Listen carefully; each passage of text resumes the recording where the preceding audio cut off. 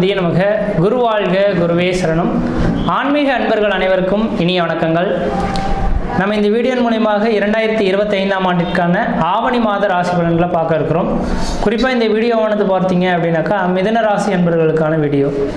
இந்த மிதுன ராசி அன்பர்களுக்கு ஆவணி மாத கிரகநிலை ஆராயும் போது வருகின்ற ஆகஸ்ட் மாதம் 17ஆம் தேதியிலிருந்து 2025 செப்டம்பர் மாதம் 16ஆம் தேதி இந்த இடைப்பட்ட காலகட்டத்தில் நடக்கக்கூடிய நிகழ்வுகளை தான் நம்ம துல்லியமாக பார்க்க இருக்கிறோம். அதில் பார்த்தீங்கன்னா மிதுன ராசி அன்பர்களுக்கு எப்படி இருக்குது அப்படின்றத பார்க்க இருக்கிறோம். அப்போ மிதுன ராசி அன்பர்களுக்கு ராசிநாதன் சொல்லக்கூடிய கிரகமானது ராசிக்கு 2ஆம் இடத்தில் தனஸ்தானத்தில் விட்டிருக்கிறார்.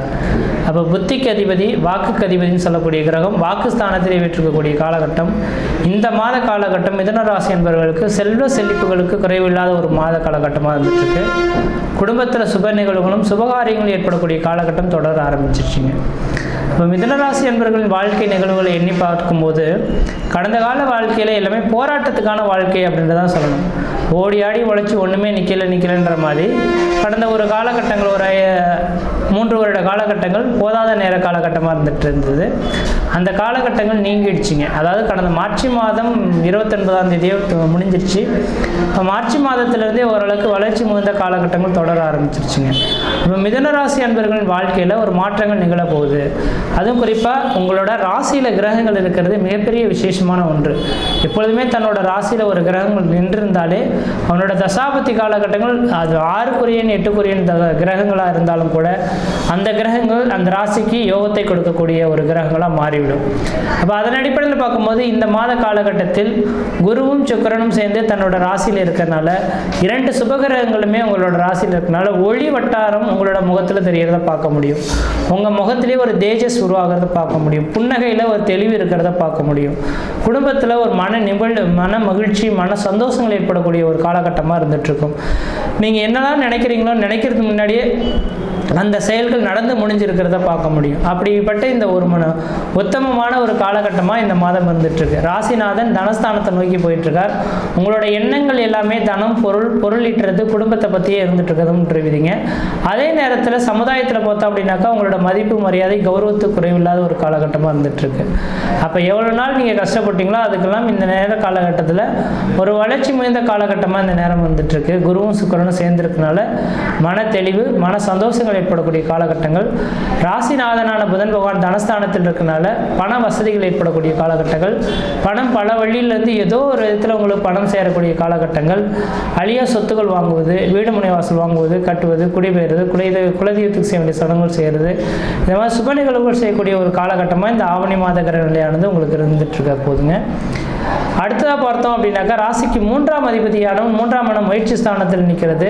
உங்களோட இளைய சகோதரத்தினால உங்களுக்கு ஆதாயங்கள் பெறக்கூடிய ஒரு மாதமாக இருந்திருக்கும். இளைய சகோதரத்துக்கும் உங்களுக்கும் ஒரு இணக்கமான சூழல்கள் ஏற்படுறது, இளைய சகோதரத்தோட பார்ட்னர்ஷிப் போட்டு வேறு வேலைகளை தொடர்றது, இது மாதிரியான ஒரு சுப நிகழ்வுகள் செய்யக்கூடிய காலகட்டங்கள் உருவாகும். அதே நேரத்தில் இந்த மாத காலகட்டத்தில் மிதுனராசி அன்பர்களில் இளைய சகோதரம், அது சகோதரனாகவும் இருக்கலாம், சகோதரியாகவும் இருக்கலாம், அப்படிப்பட்ட இளைய சகோதர உறவுகளுக்கு வருகின்ற செப்டம்பர் 10ஆம் தேதியிலிருந்து செப்டம்பர் 16ஆம் தேதி காலகட்டங்கள் கொஞ்சம் சோதனை மிகுந்த காலகட்டங்களாக இருந்துட்டு இருக்கும். காரணம் சூரியன் கேது இணைவு ஏற்படக்கூடிய காலகட்டங்கள், நியரஸ்ட் டிகிரியில் ஏற்படக்கூடிய காலகட்டத்தில் வண்டி வாகன தடைகள், கீழே மேலே விழுந்து சிராய்ப்பு காயங்கள் ஏற்படுறதுக்கான வாய்ப்பு உண்டு. இதை தவிர்க்கிறதுக்காக தான் இந்த விதிகள் சொல்ல விரும்புகிறேங்க. அப்போ கேதுவின் அம்சம் விநாயகப் பெருமான். அப்போ மிதுனராசி என்பவர்களின் இளைய சகோதரங்கள் யாராக இருக்காங்கன்னா வருகின்ற செப்டம்பர் மாதம் 10ஆம் தேதியிலிருந்து செப்டம்பர் மாதம் 16ஆம் தேதி காலகட்டம் வரலும் வண்டி வாகனங்களை எடுக்காமல் இருக்கிறது விசேஷத்தை கொடுக்கும். இரவு நேர பயணங்களை தவிர்த்துக்க சொல்லுங்கள். யாருக்கிட்டையும் விதண்டாவாத கருத்துக்களை எடுத்துக்கொள்ள வேண்டாம். அரசாங்கத்தினால ஒரு தேவையில்லாத பிரச்சனைகளை சந்திக்கிறதுக்கான ஒரு காலகட்டமாக இருந்துகிட்ருக்கு. அதே நேரத்தில் இளைய சகோதரத்தினால தான் நீங்கள் ஆதாயம் பெறக்கூடிய காலகட்டங்கள், பண வரவுகளும் பெறக்கூடிய. ஏன்னா 3ஆம் அதிபதி ஆட்சி பலம் பெற்றிருக்கிறார் இல்லையா?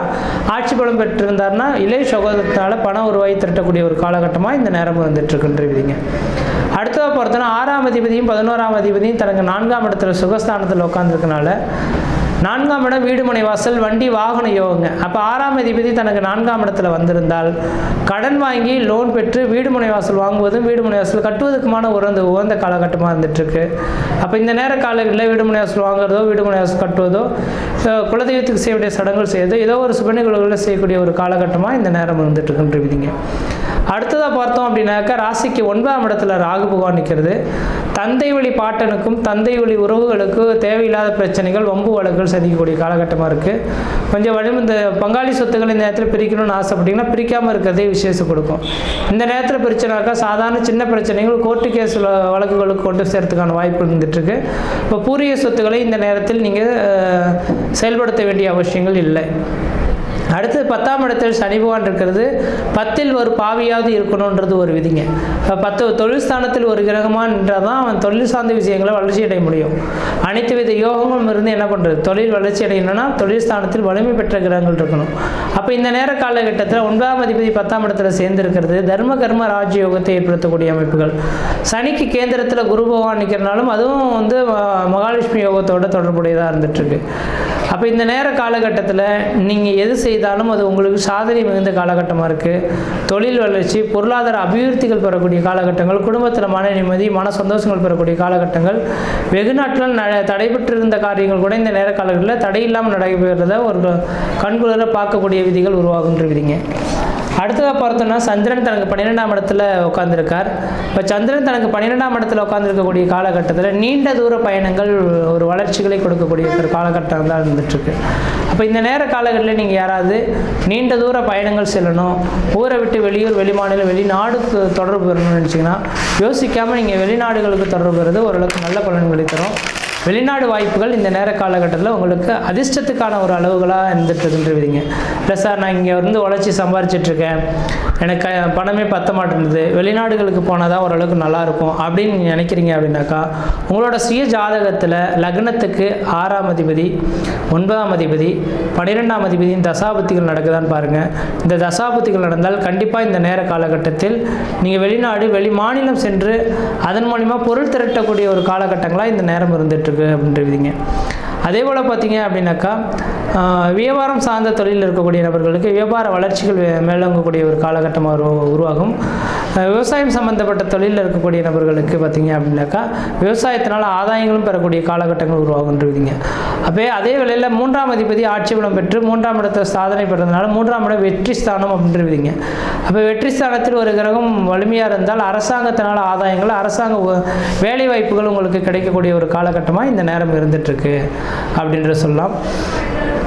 அதே போல் எதிரி வழக்குகள் இருந்து மீண்டு வந்துடுவீங்க. எத்தனை பேர் எதிரிகள் இருந்தாலும் உங்களை விட்டு விலகி ஓடிடுவாங்க. இந்த நேர காலங்களில் எதிரிகள் இல்லாத ஒரு வாழ்க்கையை வாழக்கூடிய அமைப்புகள் உருவாகும். பொருளாதார வளர்ச்சிகள் மேலோங்கக்கூடிய காலகட்டம் உருவாச்சு. கொஞ்சம் கொஞ்சமாக இந்த நேர காலகட்டத்தில் கடன் பிரச்சனைலேருந்து மீண்டு வர போகிறீங்க. எதிர்கால வாழ்க்கை உங்களுக்கு சாதகமான ஒரு சூழல்களாக இருந்துகிட்ருக்கிறத பார்க்க முடியுது. அப்போ இந்த மாத காலகட்டத்தை சரியாக பயன்படுத்திங்கன்னா வாழ்க்கையில் வெற்றி பெறத்துக்கான காலகட்டமாக இருக்குது. இந்த மாதத்தில் ஒரே ஒரு நெகட்டிவ் பாயிண்ட் அப்படின்னாக்கா உங்களோட இளைய சகோதரத்தை மட்டும் செப்டம்பர் 10லேருந்து 16 தேதி காலகட்டம் வரல கவனமாக வண்டி வாகனங்களை இயக்காமல் இருக்கிறது விசேஷம் கொடுக்கும். மற்ற விதத்தில் உங்களுக்கு எந்த விதத்தையும் தோஷங்கள் கிடையாது. இந்த நேர காலகட்டத்தில் வீடு மனை வாசல் வாங்குவது, கட்டுவது, குடிபெயர்வது, குலதெய்வத்துக்கு செய்ய வேண்டிய சடங்குகள் செய்கிறது, திருமணமாகாத நபர்கள் திருமண வாய்ப்புகள் ஏற்படுது, குழந்தை பேர் இல்லாத குழந்தை பேர் உருவாகுது, இது மாதிரியான அனைத்து வித சுப நிகழ்ச்சிகளும் செய்யக்கூடிய காலகட்டங்களாக இருக்கும். அது செய்கிறதுக்கு இந்த தெய்வமும் உங்களுக்கு வழிவிடுறதுக்கான ஒரு காலகட்டமாக இருக்குது. முயற்சி எடுத்து பாருங்கள், கண்டிப்பாக வெற்றி பெறுவீங்கள். நன்றி, வணக்கம்.